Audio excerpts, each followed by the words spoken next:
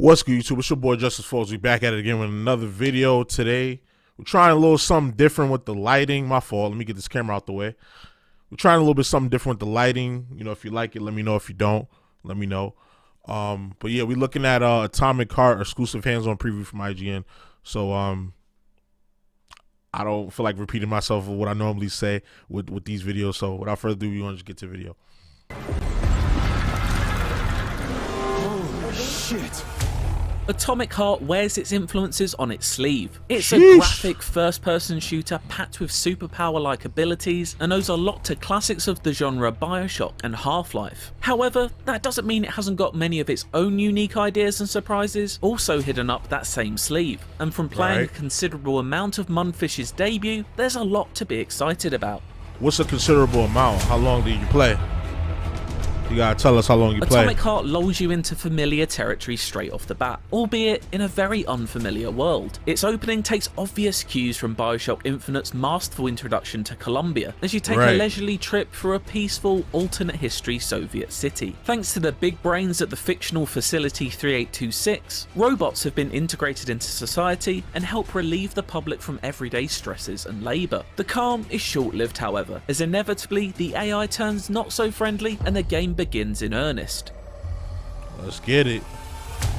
From there, I've jumped around to several different points in Atomic Heart to get a proper feel of what it has to offer, consistently being surprised by what came next. Try the dynamic it's not the entry. straight-up corridor shooter some may envisage, nor a sprawling open world full of nooks to explore, or a puzzle-filled brain teaser. It's all of those things, and more. The scope of Atomic Heart is impressive, as you'll make your way through its many distinct and large sci-fi complexes over the course of its 20-hour plus campaign. Atomic I was wondering how long the game would be, so you said 20 hours. Bet. Heart's closest analogue structurally would likely be Halo Infinite, an open world littered with mobs of enemies and linear story dungeons to dip in and out of. These pee on dungeons you? are where What was that?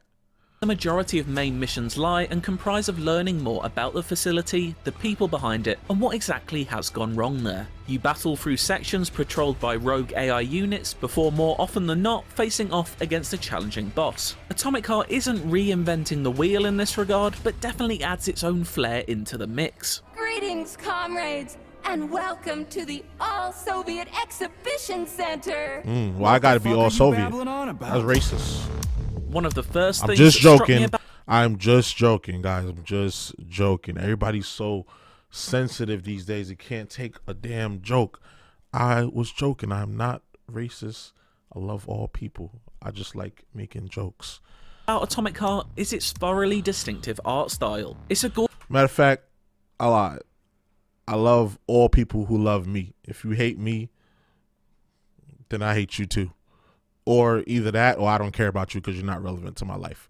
But anyway, let's go. gorgeous game packed with lush forests, eye-catching architecture, and all manner of bonkers-looking machinery. It's noticeably vast, endlessly creative, and frankly hard to take in all at once as you drive, zipline, swim, and more often than not, run away from killer robots. These robots are each a visual delight to take in, but rarely are you ever given the opportunity to do so, as razor blades, electric pulses, and flying kicks are hurled at you with frightening regularity. They each emphasize the intelligence in AI, never shying away from a battle or afraid of showing off their varied arsenals. Of course, there are larger scale enemies and boss battles aplenty, both in linear story sections and in arenas across the open world. They often provide challenge and spectacle in equal measure, as they unleash one devastating attack after another while you chip away at their monstrous health bars. Atomic Heart isn't afraid to switch up its combat either, frequently flitting between frantic firefights against onrushing hordes to slower, more deliberate melee duels. It's an exciting way to keep you on your toes and a testament to the work Mundfish has done to maintain balance. First and foremost, it's a shooter, and has an impressive collection of firearms to back that up. These range from the relentlessly chattering AK-47 rat-tat-tat. Hit him with to the rat-tat-tat. RPGs. Okay. Then there's the more experimental end of the spectrum, reserved for guns that blast out electric bombs, to something that can only be described as a large metal pole that fires out whirling blades that carve up enemies before returning to your hand. On the whole, shooting feels competent, if not spectacular, fitting somewhere in between the rustic feel of Fallout and the snappier gunplay of Call of Duty. Speaking of your hand, an essential part of the Atomic Heart kit is the glove, a sci-fi piece of gear that grants elemental powers, using the electrified shot to halt mechanical. That's what I'm most interested in, the glove, because it reminds me the most of BioShock. Like, it has different elemental abilities, just like when you stab different syringes in you in BioShock, you get different abilities. So interested to see that part. Foes in their stride before following up with a flurry of bullets is a surefire way of causing a lethal circuit malfunction. Similarly, some of the telekinesis attacks are glorious to wield as you lift a group of enemies into the air before introducing them back to the ground with a violent thud. It's a joy to play with, and even more fun to experiment with. Freezing an enemy before shattering through their brittle metal shell with a massive axe is always a good time. A stellar example of the hand-to-hatchet combat is one of Atomic Heart's earliest missions. You're thrown into the deep end as you're taught how to survive in the dark corridors of the facility's many underground labs. Atomic Heart is not an easy game. It has been designed first and foremost as a hardcore shooter experience. Although difficulty options are available, it doesn't take many hits or kicks from a mustachioed android to take you down.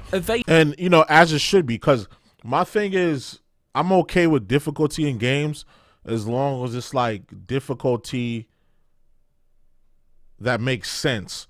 Like, you're at the end of the day, you do have cybernetic, you know, you do have implants or whatnot, but you're a man fighting machines, fighting deadly machines. You shouldn't be able to take that many hits from them. So you have tons of weapons at your disposal. You have traverse, you have different ways to get around. I'm pretty sure there's a dodge button. You have ways of avoiding combat, I think, from what I saw so far. So I'm okay with the game being difficult as long as it gives you as long as it's realistic and they give you the means to defeat the overwhelming task in front of you. Evading and knowing when to attack takes timing and an ability to learn and read your enemy. Thankfully, more powerful charged attacks are signalled by a glowing red ring moments before impact. Miss it though, and you'll be on the floor scrambling for a health kit. This patient back and forth melee combat will be familiar to anyone who has played almost any action game over the past decade, but nonetheless, it's a surprise to see it pop up in a first-person shooter. It's much less forgiving or quick-hitting as something like Dying Light or Far Cry. Instead, yeah, I was thinking like this gives me kind of Dying Light vibes too, like except for zombies, you get robots, and instead of the futuristic weapons, you get like makeshift weapons that you put together as you go along, making each heavy swing meaningful rather than relying on a flurry of hits to get out of a sticky situation. It's almost survival horror in nature, with moments from the aforementioned early level leaning into this. Its dark hallways are lit only by the occasional flicker of light, and the oppressive silence broken by the sound of smashing glass, as bloodthirsty robots practice what they're going to do with your skull. As I hesitantly made my way through, I couldn't help but be reminded of the first time I entered Rapture, or some of Half-Life 2's scarier moments. Okay. Wanted. There's definitely like a sci-fi element that will make you reminisce about a game like Half-Life. That's for sure. That's for sure.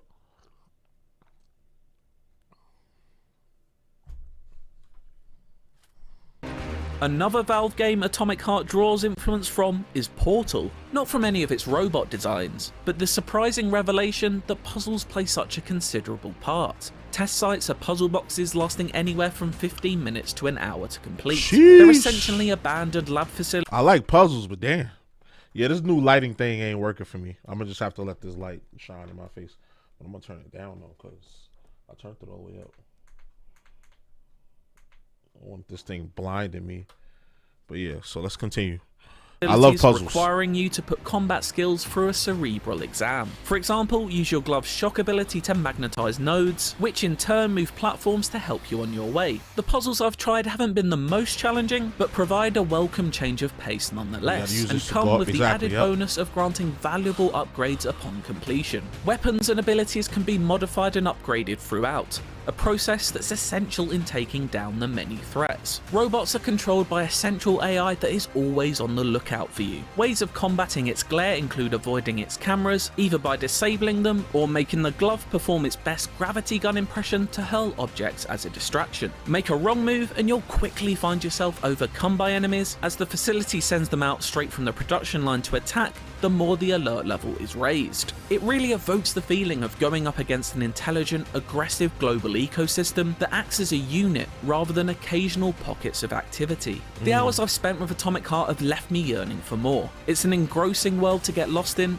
with dynamic combat and inspired art and enemy design. I have a few doubts over whether the main story will deliver a tale worthy of such a stellar location, and I've seen some heavy-handed writing and performances that leave a little to be desired. Then there's the nauseating forward roll animation that had my stomach churning on more than one occasion. I can't say these gripes were ever enough to fully take away from all the exciting things I found myself engaging with along the way though. Time will tell if Atomic Heart lives up to its lofty aspirations, but it certainly makes a very strong first impression.